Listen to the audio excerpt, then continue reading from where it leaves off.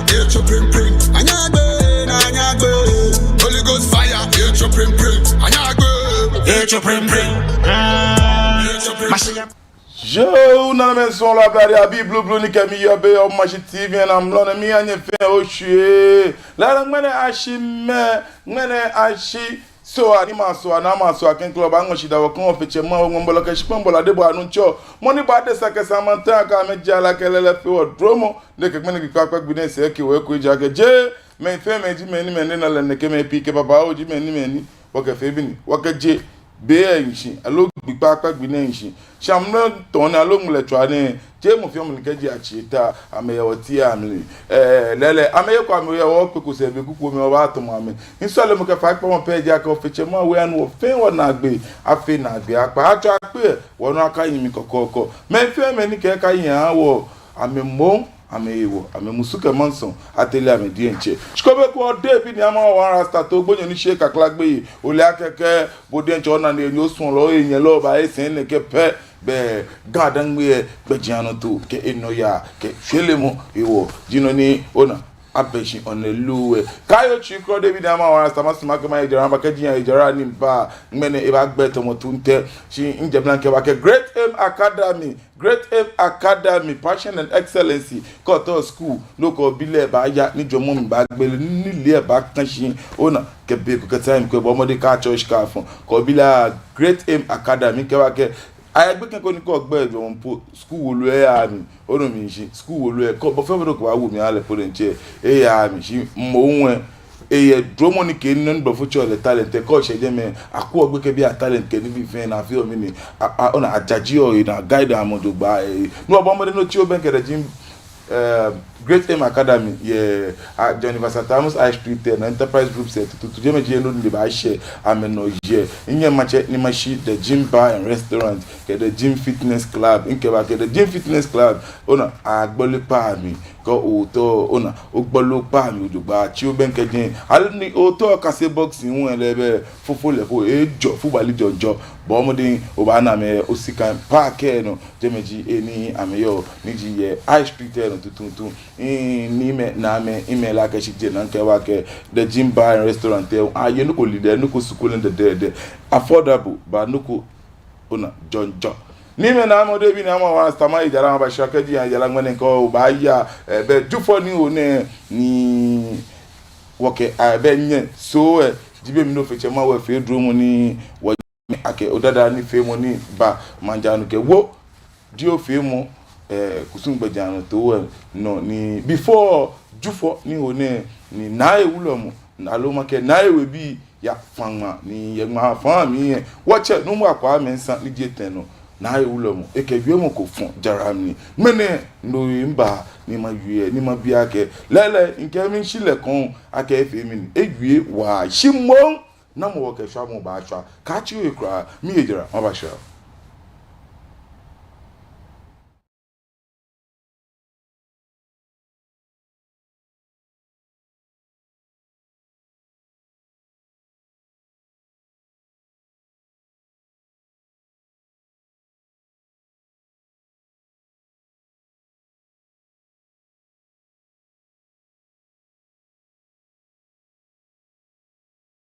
Children have a very high nutritional demand in relation to their size, and vitamins play an important role in maintaining healthy growth. That is why we at Base Pharmacy Company Limited have introduced BaseVite Kid Drops, a multivitamin drop with 7 essential vitamins including vitamin A, D, B1, B2, B6, and vitamin C to aid your child's healthy growth. BaseVite Kid multivitamin drops have been specially formulated to help meet your child's nutritional requirements, helping them to get back to playtime faster. With BaseVite Kid drops from Base Pharmacy Company Limited. For further inquiries of bulk purchase, call Base Pharmacy Company Limited on 0302 672 317 or 0247 287 853. This advert is FDA approved.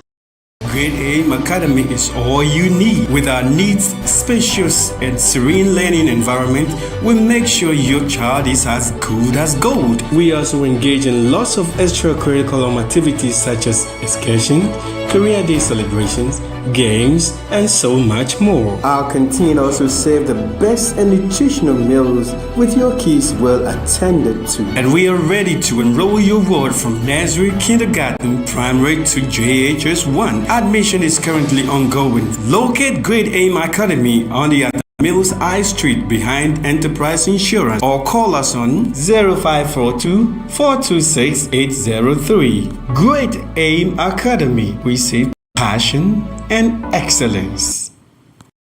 Are you looking for a media house for your upcoming events? Welcome to Omashi TV Production Crew, a digital station that offers live event coverage such as conferences, parties, corporate meetings, weddings, and live streaming on all social media platforms. Soft copies of events or production can be made available upon request. For further inquiries, call Omashi TV on 0536 772 262 or 0244 425 652. Omashi TV Production.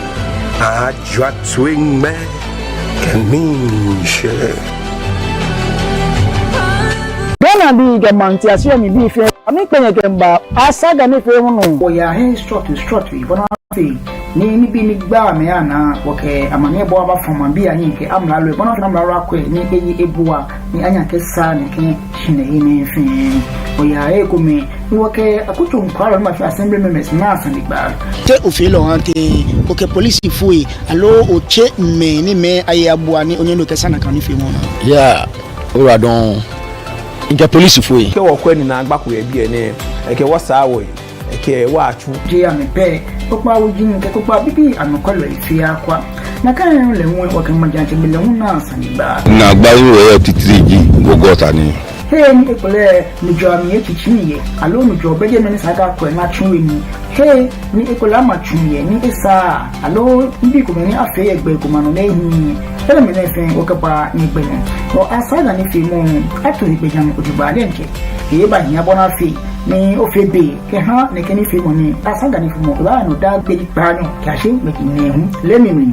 ye Omashi TV no. Nbe ni o dai afute kofi meji mo ni yo asaga ni fi mo ni ochina.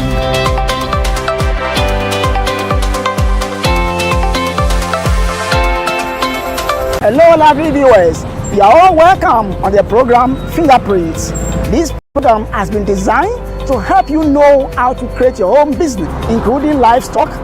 farming, banking, selling, and what have you. I bring to you entrepreneurs who have made it, who have the skills and ability to help you know how to create your business. This is where you have the experience to create your own business. I'm your regular host, Neo Dai Afote Kofi. Catch me live on Omashi TV every Tuesday at 3 to 4 p.m.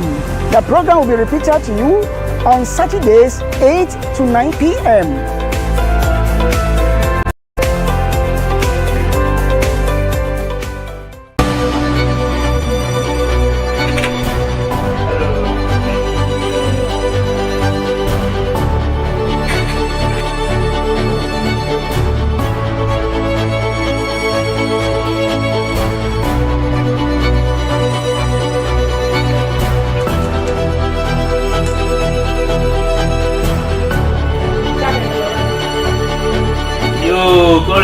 Okay, she died in a Kenyan children.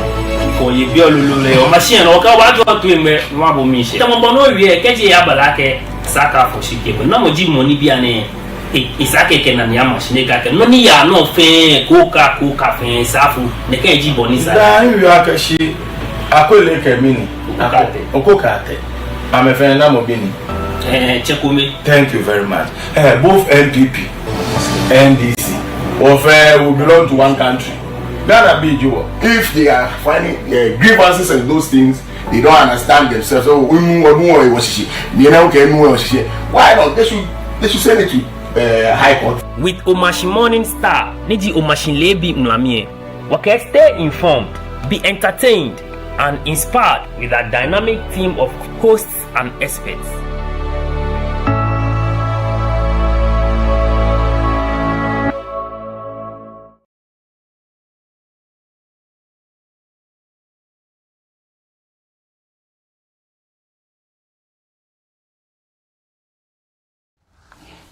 Yo, nana me son la blade abi blue ni kami yo be o machi TV no mada nya shanke nya na nya wo chi nya memi inte ya fe mini inte ya ejara imba she ke umanye lele taka boni kebu neme name ablade abi blue ode bi ni ama o wan rasta awia na sande inkebu aka bi ne do gbele ele kolebu bi ne do gbele ele kolebu onu mi nji ni ka klantelo pele je fole ni kwa kwe enu godan alalo ntenu godan yo nyen me na me son la blade abi amajaje ojogba be ngene bi papa gbinu ni edi nkan boyo wi mu nke wo denche wo cha ta ndi no mu akwa mensa ni je tenu be jufo ni o ne ji be ni na ewe bi fin ya fe mi ni ya panma ni lele ko obaji gama mi ona ke atmosphere look fine look bright and shine ta ke bon ni odada ni fe mo ni ti no ni nyeme belele imba ko nya da ni inkwala ni kemi yo be o ma TV enu dagbo ke gbe ona yo mo komeni nke ba anyi gbemni okay it's about time ne sananya save Gadangbe lands it's not save Gadangbe lands no do bi ni ama wa sta ke fe ke mbakman no ni mi wi onoku ole eye dole le ara o ne musun shan ne mobo kaji mi nkwa wonyeme komeni taflache abedwomu ko o kegbon mu o tagbon mu anukwale adesan be no kegbon mu fofa lenwe ke na dide no be no ka adesan fofa le ke na dide no ona wonyeme yute komen fetu ma me ben chire mu jomo didi jomo abe ko bulu ani so boje alele left and right amete ame ko me kote akwapo ameni mapo gbawe 0 jomo onwe ko beje me nyeme wacha numa kwa me sa akaboni nke ebu ewie moko concerning ona egwale ne sani ka ke o oshima shi jigamanche egwale ne sani gamanche anye secondly le nwe shikonji ni government color ne sana me fe mini ka me ke tunu na me ke ba tunu e sana me retrieve le back here beaucoup ni potin ni ji allo saint potin ni ji shikmon shikmene ebele na kan ni no ma kwa sandene ne ke fonchine no ni in topic nke fata yake namo jimonde sana ashwa concerning na kan loko na me potin ji mene sana ashwa mi amalo bi en shwa me chon shwa me chon shinshwa wo cheme no wo choku na ta lo nyenye fio ni fio chaka ni fio manya meni ama yue ne ta mo ta ka boni wo che nu ma kwa me san yue akeshi ni manja cheme esan wona wale ake politician politics ke ni bi eto bi de bi esani lumoyeli gbejan to badan de nke wo majia cheme na me ye kamo yi na me ka me ya wo politics na me tie me pie ame du ke fun ani bi ona du ke fun ani bi na me fio ewo da na me ka me chongo politicians awo mi ne ewo ko ni politician yen wale ke wale ko ne yen ke fe mi ni e ke fe ta flash e klo to ani ne ta woni e fe ni ana ju ane ni o ka mo wa bu esan no wale e jaga fanteme alo nyeme a chanteme ba ke wa ke a didi a antu didi e ke mi a didi a antu didi ni dago ma do ba ke wa ke shi an ka shele ni ambele shele ni nke mi an ka shele ni ambele shele ni coffee ni o ba fi ni cheme New York dangwe nye toton wona jin nye toton wo bibie nye toton wona jin ni kaba shigmene ololo ni afiot mo be mi nke ona Ghana ayo Gadangbe chomu efe ka jelangba ke tobutu ka gbe adan shu nke lumoye la lo choku na atalo ni wo yo out of 100% just 5% ko penny yo man bia ejo mo ma be sande bale na kan inti ka yan ko meke ona ta fla che kwa kwanti ani bi ko me wo no ani da no wa cheme ne nye wo ni mama jiano e manjano ya hihwe mu ani nye teme ko me da ne nye fio achomo e kwakwe ato ibe na kan ba fili maba lele wache John Dramani Mahama Kenya baka ebe mi de bapa no the previously no me watch John Evans Atamus ene wiom ake mini government acquire land ni akefe project ni sana akefe aloyin fe mo anme march pon jian eyan mi na agbe ni won na balance commission na kon odo to group we land commission ame no ni bajepo ni mi blood to a few na like President Mahama direct lands commission to all the sale of state land and provide a report on all recent transactions involving public land within 14 days. Transaction ebeba you akeshi o esani ni lands commission bi efen ame hold on ke shipon omo alo shipon ko na ke amboko ona titiri ni di amlalo normally shipon ni amlalo normally akwa na kan jeme ojogba lele wo check en ke wie mo ne ba function ahun e ba wo che ma yan regional house of chiefs grand traditional council ke ne ke wie mo ji ne fe ba function chinya wa bia wo ya ke woku menye na me shipon na ke fe no ni government ke ba fe ken ame nya wo bia wa ke woku menye nya wo bia ke menye shi fe ke fe se nke ba hwa cheme no ni nke ba hwa cheme nya wa akwa asini mfoni ne nu wo ba hira kaji wa akwa nu wo ba ma tonye no ne popoten ni mi ode bi ni ama wa wan rasta to gbonjo ni se kakla gbeye lo flon yelo ni ko dun mi odun na agba nke ma ba gbabo no ni ani nke hwa mo ba hwa wo cheme ekome nya wa bo wo che no mo akwa mensa ni jete no na ewulo mo tuwe wo ba hira niga digan fenche lala ila digan fenche mo gbe je wani mo ko we foko mo ko chakeko simon kawo ba fe ni esa ni gamancha ayu na enwe ma tuni nesa ni president po alo government ko put your session gamancha ayu mo ta ke gan won ni meli ji se na mo ni capital wona se na mo ni wona that's capital ngbe o e ko be don ni won yin won ya won ba mene importance ye bi e vote parties amepa power ka ba ababa ho gama shipon mene ko to cantonment o to East Legon gbe ke gama shipon di ni yo party ko ba power ke han game shin mene akin gama so gama nye ne se shipon no ame so ame follow ame ho ame ha ame ni gama trash ni woku ko shipon ni manko manchako e shipon ye mo no ni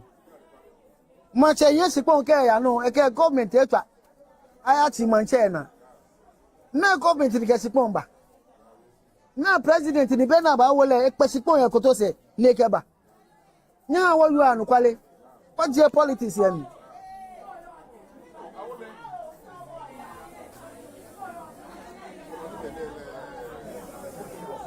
what je politics ye mi kawo ke manche ye li wo ba yo jogba lu mo ye li won ye politics aka toto wonaji e ke manche ye li ke lu mo ile ye dan politics ba mane egbaji ahe sipon ka ahe sipon ye wo kuma de ahe ye sen ko de no tumo na nya aka fepe e ye constitution emi aka ka nya aka tu na kanu tumo aka ha me na ahe amede aka ha me ko mane ka ahe sipon mo we beno ba na kemo ko papa wa be flo e ka me so me mama me ha me ko fa ke je machine no homing ke je cantonment ke ya fe wo ko wolo wa bia ke gan me nye na me yo sipon ni o me mama tun ye jen niga digan fe eche la ila digan fe eche mo gbe Yo na me so la bla da bi blue ni ka mi yo be o ma shi TV no ma fe yin shida ka nya na nya wo twinya no wa kwesti ni infoni ni wo ba hwehwe la ngo cha mo to fan wa che nu ma kwa mensa na e wulo mo ke mi ni la ni party ko ba na me ke o alo na dan alo ke o esani abomode ni ma shi ta ke bo ni demla ni gba ni ton ni esani bi mo je ake como essa nebi mo ake aya cantonment ke na kan ye ni government aqualand ne na kwa keshi ni bi ni ojan lo me ni mi bi ara ni am chwa me as landlord owners many can not chairman ja me na akwa ke gadan bi enye yo mli na akwa ke gadan bi enye ni domoshina kian cheme ke nyame nya hihwe mu ani ni tomonike ya reo ni na agba no ni nke mi shinu mu akwa me nsan ni ti wache na iwulo mo konno ke awie mu na ewie shimi kala ke nke mfata ya ke nche o finance ba mi nke boloko ni malakabu nyetia me ko me mfata eko ni nono na aka am lalu ewie ni chuni ejake shini nyetala traditional council kwaku atoyi holomni akonfili ndoji no na blaga danwe ise mo fia mo na nko akele minishi le ni yo ntoko conclu ahwemo mo fia mo feel supremacy mo fia mo ne efemoku chije na kanjibo ni wacheme aloni ni kanto ameni woni ni shishu ka dada je na ka me ke bato gadangbe ni je na ka me chon woda na me hia meti awa wa ya o afite no fia no ega ko te ye mo boko afira ko nchemoko alo sumo moko sandi chicheme ke nyeme wacheme ke wonyeme demle ke ewo omu ake mamba do chame mutwe ni bemme ni bulu bale ni pe wale tan wo ne ke bia mi nji bemli ne tani wo ke wona ni amashodo gba chame ka nyeme aya swate baba o game wo ko wo shikun akomoko gadangbe form gadangbe wo ko shikun chomo mi mo na ya shikun e gane ne ke document say na yin anwa for sales yemi allo but dabi list mo fian mo document say indenture list jolly cause mo fian mo no e gadangbe ne no la ko ye ko no oyin shikun ko ye wo greater Accra ne no yin documents to buy ya ko indenture mi debu ko indenture no kwa ke shikun won have for life lo ko kan indenture jeme no ba na she neke gbajano to ne fe weku majacha me chokuna atalo yo ame be arrangement ko no ba aka keshi anya ke reference ke check aka show we be na ke jeme ha amen so many years now far me ko na me na ni ona epo fun wa me na ke o me ka gba ma sha na te din na ke o lele me na me liso de gbo ke ni bi ne sana kwebo ni ba fe ye gbe ni jano anya nkomi ke nkomi mfa omuna so na atma ke yelu ni ji osan iwo be mene efe chide do awo mene efe chide do awo mene yo ya ne college eje ni nanu ni ba na mene onto college eje ni nanu ni ba na awonye ya onu iwo instead of sananya na to 10 billion ya eku o ba na keke 3 billion pe ba ajepo eje 7 ajegbo ta flache e mama na eja akenye ya ni ka ba mene baba fite mene ni mene baba fite mene ambo mo ni ntawo akoni na ke na nya me nyo ni pele ni ai amen no ni wo le e ba jese keke ewole mo nko ewole fubali jonjo be ke shiete e shinyete ko ni no nye gbenye yi maba no nchanu ma kwa men sami kpabo fa loko afi bu mi to butafla che ma no le ake ncheme nye ti ame ko me chi mo nye ten chi mo nye ni nya ne me fe ya no eja ke nye nye na ta nye fi press conference di concerning get no ko pe ni bi ko me poni tafla che it doesn't make sense for one nake what cheme ne su nye fe press conference here fine nye chawa bi poke ni nye ba ke allo nye ba ke wa ke show lele chemene wo cheme son apesin onumishi je ye eko kona mi aloloko abamanja no na fe press conference na can set the record straight na dane set the record straight we kumi back en jala we kujianni je no jino no water wo cheme ta flat je no jino no water wo kaji lele ne kanye njoen gan dangwe ni gan dangwe kanye tui no Brofo back here, action speaks louder than words. Yeah. Brofo back here, meaning action speaks louder than words. No, you what? Femo, jino no atawo, Femo. One in call ni mo drama na benye na ka fan ma, no expose moi. Back better mo tunte, expose. maja cheme na me nye na me na ka bia ne wakuto mu fe ni je me personal local ka se ni je bo mancha alo manya alo bo bulo mo je bo po ni chi wakuto mu ni chi me ni jino no wona amete amepi kemfia me muku no ewo shikapo je ngma ya me aha ka ni jenyo ka na jenyo no ewo shikapo efe mi eje ngma ya me kwa jere na ka kutumpo chocho na wadu lo fun oye lo yi me na aka choku na atare kamena ambaka meleko eni la meloni anoje amele bone bale shiboni abaya milia hu na abanyo oba na ke ameji oti ni yo mli ajeko ni boni nyeya ni watchameko mekasandeko ni nyeke shikonji promise yo me kan ni bi na pinyese na ka fe ni bi gboyin kan ni bi ba ka gbokuto mu fe shikon meteme komele oba na ba wo kuto mu shikon ba ka chake 4x4 kese la sunji 4x4 kese la sun lolejin kese la sunji aka gboku to mu shikon ba chake ne ke choji awanye ya o mi won chenu wa kwa mensa am la lo e ke fe ke nyen wie ne ken taflache na ka nye be serious e aje for me nche am na ka nye be serious because nye ti am ko me no nye no be nye no nye mfitenye be nye no nye mfitenye ke am ko meto no ni bia nya ke te ba na nye atin no na fi otu mo ga ma jan cheme be pi am wie mo nye a she ko am la lo enye ame tie che na me jegbe chame ka nyeme eshebe ne enya ake wo cheme ni wo nye ame ba manja no na me ko aba na wie mo ame ba manja no be na me nad ame nya me nad kan na me ke ba de ba jin na me ke ba jala ke ni bi na kan na so na me nya ame na de kan na me bo moden na me foni ne chama ame man bi blue ko na ba buashi ke ka fe mi ni anna na wie ma wie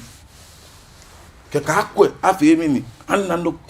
ona obi man bi ya na agba ekole cheme nye ma mi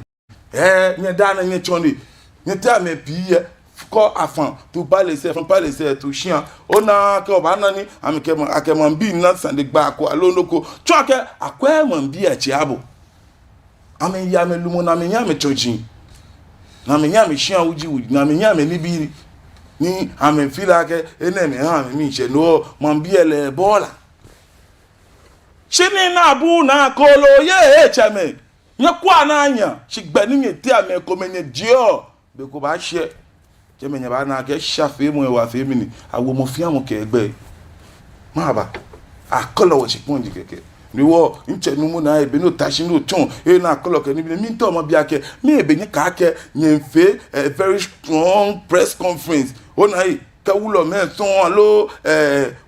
gama jancheme ne regional so the entire regional house of chiefs alo o ka jinskenge ko po ake whether the normal traditional councils here nyeti an no me important ni ba ke nyenye feel board ake ni fe na press conference je to moni shipon ko kan ko ni nete nya apele alo nya diseni yemo bada na ba online na afa video je no nchon mi nchon ke me be nyetashi na fe nya ke esani ni address ni man bi alo esani fe press conference na chale no na mla lo na ke sandi na ke yo nye ni sumo china ka ndo ko be anyan ko be so bo eche ke chofan jin ko men tumo ni je mo be ma yo da e ja ke le no ni man na de mani le mi de ten concrete evidences ni yen ka fe me ko me fi o mi mo lo ame fi o mi mo lo to gbondo ni se kaklagbe mo ko ni gbele nje fun mi na eko no ko na ke mo fi am ke ba se na nu ake wo igbe da bi wo fu eje mi akwe na wa man biye tani eni nya to eta kene ke wo mi yen wo ba nya wo fan wo tun eni shino na ai na ye o adun man biye che abo kwa akoko man biye po asimo na ba nu e mapo shikunji na hon ko te ewe mo mene ba ke le ko mene ke ba ele ko shikesa ne yawo dano yemo jinji ko me ni me na ha me kuma wale fe me ni me na ha me 200 million a month ona na me na ka oshi machine ni ne ko je she ona ka ko ame ko ame sumo ni mo ko ba ye ko no ame sumo ni po ba fe sha ni mo ko ba nuwe wokunyo ko ba nu no a o se ba call the few o di 200 million a month say no ko ne ba nye fetch over trillion shona ajito gbo wie sha adwalo ni fite lo na pepe sisa ni mama be amma me wo ne ke yibi amen kadangwe maji acheme mini no ni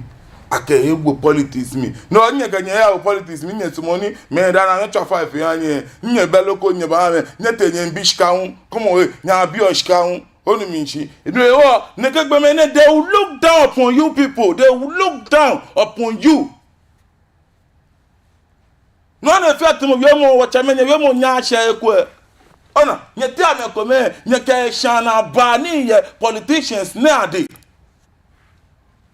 mi bi ne sa nye bio ke jame de fin nye bio no na me ta nye to mo pongo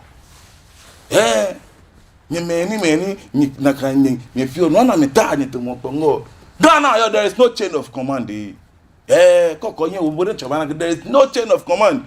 But if there were to be a chain of command, to what none watch no akwa men san you on shkwenjele ba yu shkwen exist people mo nyame eno manu ahye masumaka magbele phone lines ko ni mambi nya onye chonye jomo nya wa abu awoche nu akwa men san die teno na ewe wulo mo wo bo ewie mo to shira ni ba ben na fe ni nyame na me so la blade abi ni pa kwa mi che on benke na mo amebo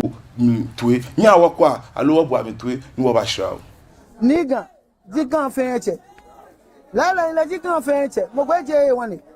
mo ko we foko mo ko chakeko simon kawo ba fe ni esa ni gamancha ayu na ewe ma tuni nesa ni president po alo government ko put your session gamancha ewe mo ya ke gan won ni meliji se na mo ni capital wona se na mo ni wona as capital ngbe o e ko be don ni wonye won ya won ba mene mbotasi ya bie avoti parties amepa power ka ba ababa ho gama shipon mene ko cho cantonment o cho East Legon be ke gama shipon di ni yo party ko ba power ke han game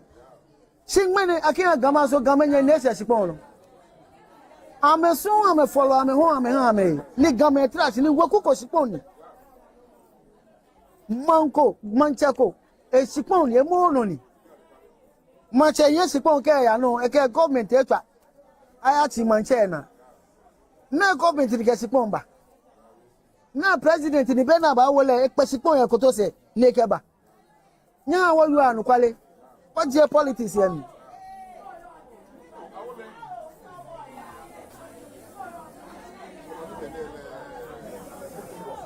what je politics ye ni kawo ke manche ye li wo ba yo jogba lu mo ye li won ye politics aka toto wonaji ke manche ye li ke lu mo ile ye dan politics ba mane egbaji ahe shipon ka ahe shipon ye wo kuma de ahe ye sen ko de no tumo na anya aka fepe ye constitution name ake ka anya aka tu na kanu tumo ake ha me na ahe ya me de ake ha me ko mane ka ahe shipon mo we beno ba na kemoko ba power be flow e ka me so me mama me ha me ko fa ke de machine no homing ke je cantonment ke ya fe wo ko wolo wa bia ke gan me na me yo shipon ni ame mama tunye yen niga digan fe eche la digan fe eche mo gbe je wani mo ko we foko mo ko chakeko simon kawo ba fe ni esa ni gamancha ayu na ewe ma tuni nesa yo na me so la blade abi blue ngo cha me to infan mi ya ke nya wa kwesi ni foni she ni mo fi wo fin wona alo wo botui onu mi nshi nonu wo che nu akwa me san yu one ni mi wi ake ode bi ni ama one rasta nke no ni yu swamo nke ko alo chi mo ba swa wo che me e ja ke amete ame ko me ni ta flash ame na igbekete lands commission dabo ampo nye bi anya ake mi na ma tun edin mina ke nkola ko eba pano e la ba do fa no gbe ke no twa kejo o ba ni atomi ni ogoda ni ka ke mi pa wa dem nche atomi ni ogoda ni ka ke mi pa wa dem yo nche o gbe pano no na ya mpa ni nyama rata tuma dobu aba numa dobu ke ni okawo yo bia ni o ba ni mi ko do bo mbo wotwe wonu pa ni ba ni e ba yo ta tro ni ba yo ba tro ni o ba ni ke yo le ji na ewulo mo na ye wulo yo ke ni ke da ni be me onu pa ni abi be ye ko ona la e ka to be la onu pa be da ho ka to fo MPP ma Israel new politics from church to a new politics to America House. Motorway, MPP who pay a job with our government land. That is the power for 8 years. I'm a hope. And then you may have come back. We pass them anything you are going UPS. Now I'm a home. Me, I'm a co-man.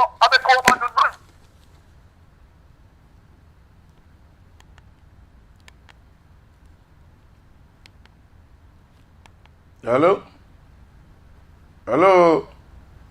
mina ke wache pa eche wache ni oboda pa eche ibani otwa eko 0274324331 mapa bo fa keji otwa won chi oyefi oye OTV alo anu OTV volume abashi mina kola ko eba pa no hello fa no gbe ke lo twa kejo hello o fa acha fute ni je ajima o fa na ndo na many dear, you get a adjutant. Dear, therefore, Nina, I'm man on the fire. She got out. I'm walking. I got as out. That was for the ordinary. I follow fair. That person who work at Pessimon. I got up for them. I got an hour. She got a call of fair. But then, you know about our way. Or 2 years. I think I'm Africa. Where much of me, where much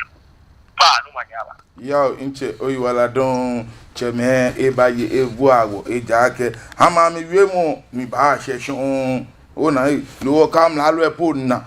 akewu na yin lo ni kwa amambi blue aboni yin amese chon ake lele cheme amesun mi na ke nkola ko eba pano ela bla do fa no gbe ke lo chu akejo no fa ni ga boy mi elo no o fa no ando TV volume abashi shabu e ba shabu to mo sto o fa ni to mi o fa ne wo gbe no fi am la o ni o fa no wo gbe no o fa ni ke mi chateje la o fa ne yo ando na ya je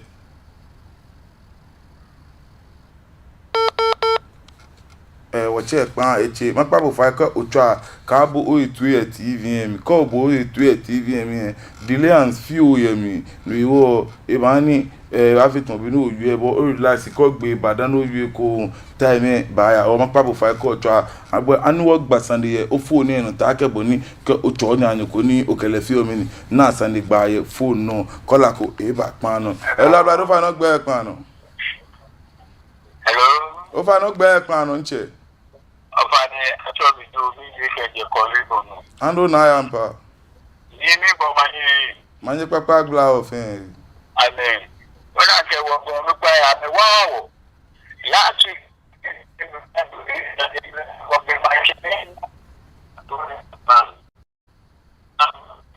ofen no do mo shi ojogba.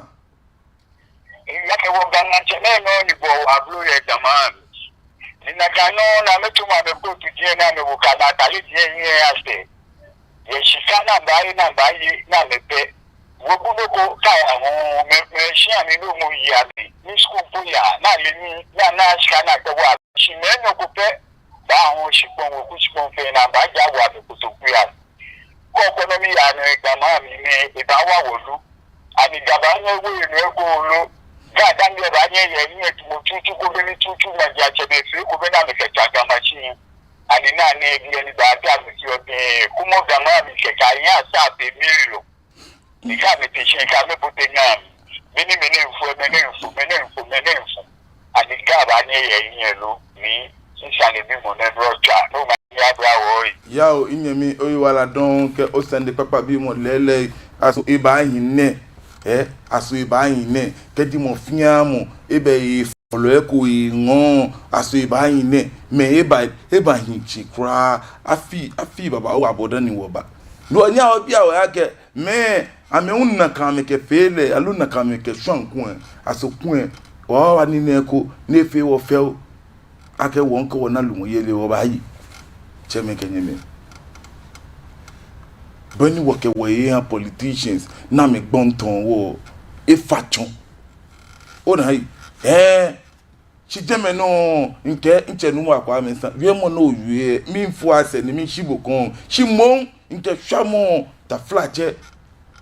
eko ngbuyo nyeno ni di wo cheme ejake nyete ame ko me no ni ya no fe nye leko wa maja eko men nke no ni ya no inama ne unu sande wale eko min de maja chame fe ka jala maka to butu ka ga dan tria money tetri wa paramount chiefs die wa paramount chiefs die ke divisional chiefs min de mo fiamu ame eja ka na kan soup mi ame yo ahon no aka ahon ko ahon shipo nke agbo ke shiamo po yen shika ne ba epo asumo na ahon ale ke shiamo yen shika ne ba epo asumo na ahon ale ja ke ale ake menele ku le ka ahon ale akone gen chowe abo alo ne gen chowe abo e ba sin alo epe ne gen no mi wo no na ke ba shiamo bo ato ake akin agbo mi cheme ne yen pa na ke jele mi na yo ona come on you know ba ni de na de mwalio moko le won ni ba fun le o se eja ko gbolu ogbonu epo le ni ba kan lo san wo pe won ni bi fe mo mi odogba le keje na kan ko ba na ke from there back to emergency aba wele shika ni shika cho mu epo ni cheme ni wele o na no na ke shika afio Ona mante na wo over 30 billion ke se anle ona no ne ke fio over 62 billion ke se ona na me ke fio shika poti ka wele ami ona na me ke shika fio fe shika bonda na kan chucho fon bon cho fon sande so ni big boy so e wo ke gbomo na ke atini di fio ngba na no feel like mo ko feel loko hawanye ya o che me ke jemi ene wo boade wo jini wo yin efin po abebule ko kin na kan wo jin don because chemenu wo yen na ke ni bi na ma chief no ni yo shian ora ba ti akegbo infe ko me na ye shian mo wie eni wo chene cho ne come on alemoni many hon shikun ye jon dogba no ma kwa mi san iche mi ndabo onyon ka ko le many hon shikun ye je me she get fetumo ka bi e ambaka mi leloko na hon koloko shi ahun no be no ba ya mi awon ba na ka pieces no ni nke mi ko come on info mo ko da ne ka ya yen tui many ka mi ni kan jo na ma me fi ami ake shika fen ko ami ba ye nke ba gbe to mo tun te omo ko kwendo mi oba nyoka e ma no chino ye no awose dance screen ke machine no anu o agboro mi nsi aba famu shuke ba fe to mo si ni ke kala chok gadangbo nu pai ma ba expose ba no because me na ke it's about time me san you na cheme won fe no ni ba na me le shi na me na ke we are also serious esan what na ke amen na me le ke won wasun ni wo ka wona bo ba wi enson wo ba kan shi wo she this time around there wo ba dey on top of them no wo ba dey on top of them definitely ko wo ta me no anu kwale alo boni ni bi etutun ni bi e ba jiji eyin epo It's about time. Ni chemene sani what she wa wame. No me ken na gadangbe youth ko ni ta flache enyem ko chese ni ke amoni na moni jomoko be ke bulu abeji ni eke no ya ke hwele mo ba na ke boele aka ye fitibu. Ina ko hia ye ngbo na ame wo kambu na twaka ke street ehwie no ni wo ka ke bo nwe no na dwemo fon simo no na dwemo chitinke aka be ni gluba le ni wale tan no ka ji bo yen no ko simo no ba na dwemo mene yen momli ka bo youth no je no ko simo no ba na dwemo bia ne yen momli ka bia hye no ba na ejake onu kwa ni wonya me se anokwale ba me da ananokwale ba me tianu anokwale ni je anokwale nyame ngbele phone na 0274324331 0274324331 anu wa kwesi ni phone shikomi minake boko request awokwe sini phone shikomi wache numba kwa mensa ni date no na ewulo mo na wo wie mo ni eke fonshi dufo be mi ni ete ya fe mi ni e afa ma etan ni nke no ni wache wie mi shile kon ne di ni ma shishishi shimon me ikome ni yo me ami no de ya ni efe pachaka manya nya wa abo a wache to shikomi no ba niga digan fenche la la digan fenche mo gbe je wani mo ko we foko mo ko chakeko simon ka wo ba fe ni sani gamancha ayu na ewe ma tuni le sani president po alo government ko put your session gamancha ayu mo ya ke gan won ni meli ji se na mo ni capital wona se na mo ni wona that's capital ngbe o e ko be don ni wonye won ya womba mene importance ye bie vote parties ameba power ka ba ababa ho gama shipon mene ko to cantonment o to East Legon gbe ke gama shipon di ni yo party ko ba power ke han game shin mene akiya gama so gama nye nese shipon no ameso ame follow ame ho ame ha ame ni gama trash ni woku ko shipon ni manko manchako esipon ye mono ni manche ye sipon ke ya no e ke government etwa ayati manche na government ni ke sipon ba na president ni be na ba wole e pe sipon ye ko to se ni ke ba nya wo yu anu kwale what je politics ye mi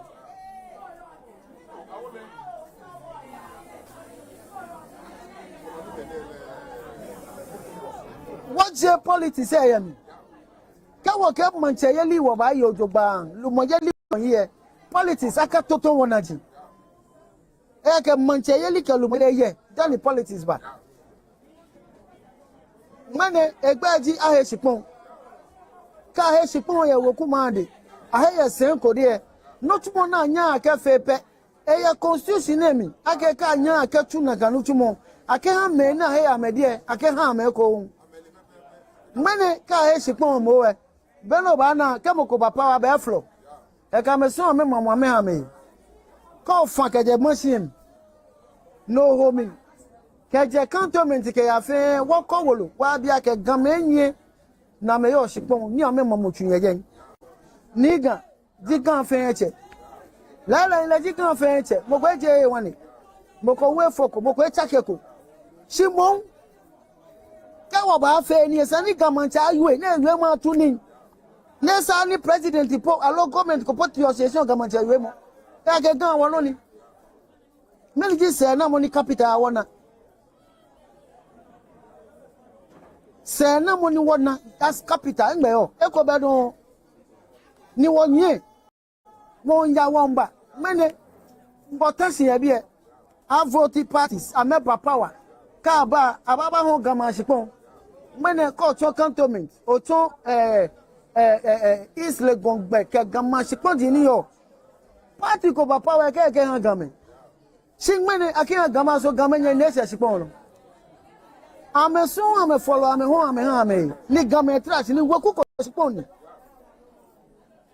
manko manchako esipon ye mo no ni manche ye sipon ke ya no e ke government etwa ayati manchena na government ni kesipon ba na president ni be na ba wole ekpesipon ya koto se leke ba nya wo yu anu kwale what je politics yemi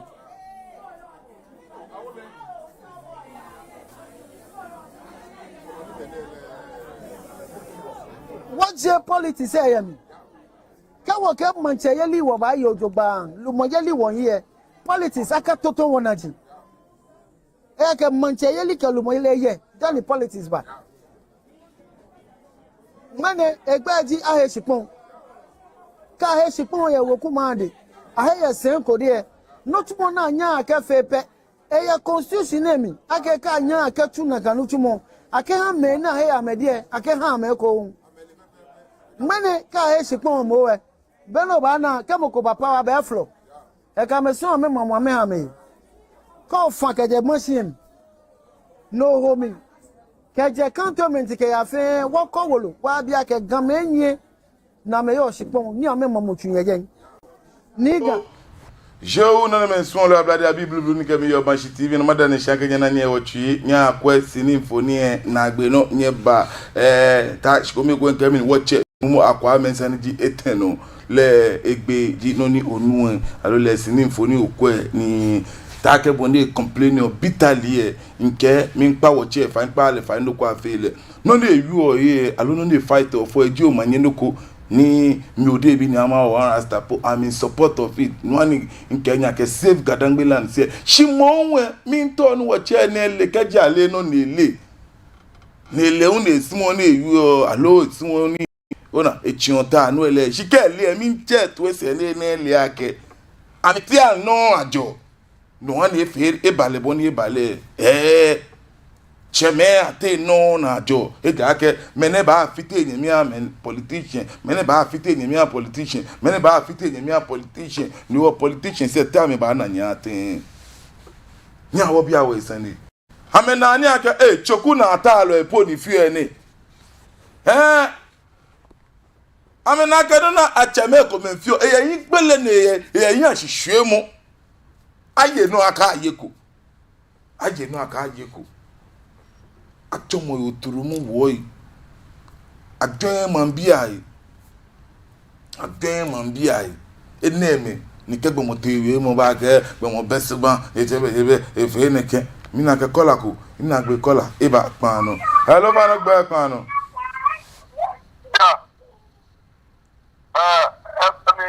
mi oboda enche ni oboda no na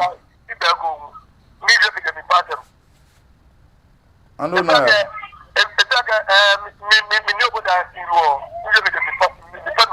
yo nche ina etagasi itopia ni ti ageme kwano la katitu ola mi na ke network o fa ndo cho yo mo ya nani ito ni madwe ko no to ni madwe ko di wa teneba je wa eba je wa si ni ndu yake catholic catholic I work at the Lao to airport to motorway shashi motorway I don't hold them say I want to make them shark kaba UPS no I get that go I'm a hold them say no come minimum I'm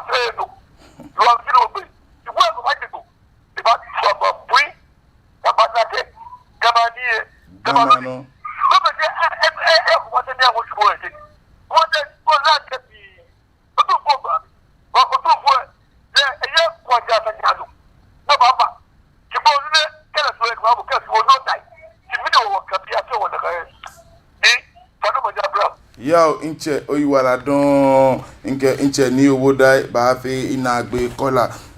inche ni oboda le o jeno mi ema ake lele cheme titiri yemi na on ni bi ye bọ́ọ̀nù mi ṣe ahọ́n ọ̀nà bá a ka ahọ́n kò ní èyí àwọn ẹgẹ́ bí kò bá ṣe ní wọ́n bá fẹ́ mi ní iṣẹ́ oyin dé jọ wá pàtẹ́ tẹ́ tágẹ́bí ní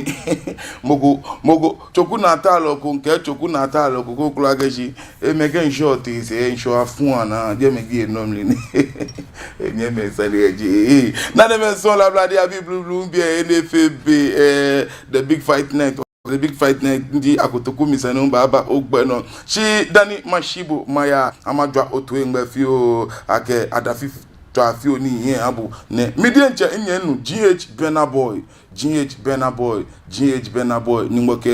nimbo ekele bi kome onumishi nimbo ekele bi kome nuiwo eke fatalo ameke mini ebe on the 9th of June ni onumishi mene ya femini 5th ni o be esanu na ke Saturday, Sunday, Monday, Tuesday niji 9th iba femini iba fe punko tomo ayenso yemini ye Jamestown run about niji 9th June no ene lebi katagbe ke 6 to 6 no nya obo amode ko ni wo chia obenka nu wo supporter wo nyenu GH Bena Boy ke fata le won dani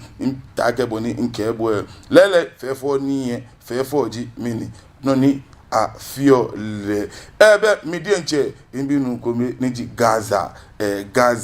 Empire niji Gaza Empire team BBK onominshi Gaza Empire eke numoke afikome efita efia enu on the 6th niji woho on the 6th bagbe dansoma agege Italy Park niji mpoase Italy Park football match bano no ko fine no ko Brighton shine team BBK Empire ameke mpoase Oli Academy nke baomode ko ni wokeji we dansoma pupa no ni obe ekoya tun chi obe nke mpoase park no bleomi meji eten kefan ni 3:30 ya no ni wo kwemu ni ofemi ochi obe nke kano yen pano wan ke afanga ni wo mene Friday ni gbeke ni nke bo yo ke January Friday ta ke bo no lele Chino Success mini pub egbe to motunte ni mene won celebrate young CEO, youngest CEO nke mini mene a birthday ni wo manye no ko fine no ko Brighton shine dabi le efemini bo modern dey call on the low make better no youngest CEO birthday ba she ba no yemini Chino Success mini pub bekene age with massive grace youngest CEO, may the Almighty God most gracious most merciful for whom have created man and dreams to worship him, guide and protect you. More wins out than loses once again. Youngest CEO in Germany ma find any farm work ba egbe plug ni me na ma bloody abi blue ni kemi yo be ma TV no NBA FAB no take boni kenye cheme nyeme e cafe na agba shi monwe in Germany wo shikmon jien na sumo na kian wo back ma jian cheme nyeti ame ko me no nyeto munye kwaku ato akon afili me ni ameke Lands Commission BFA okombe na plot o shikmon ji awo ma agbe mi ka me gbe jan mi fi wole fin exposer moi nke ba gbe to motunte e dada buku emi next week ma ba bode te no kwa bonde ba yale nanime son le nke catch you the big fight night by Samuel Wood akembo ogbeno ode bi ni ama one rasta to gbonyo ni shake kaklagbe nke mi kakalika lejo wa shi wo ewo e ba ma te ni low pidino ni yo nso mi shi cheme e so wo le mi dwen lo e ni radon kemi kwemu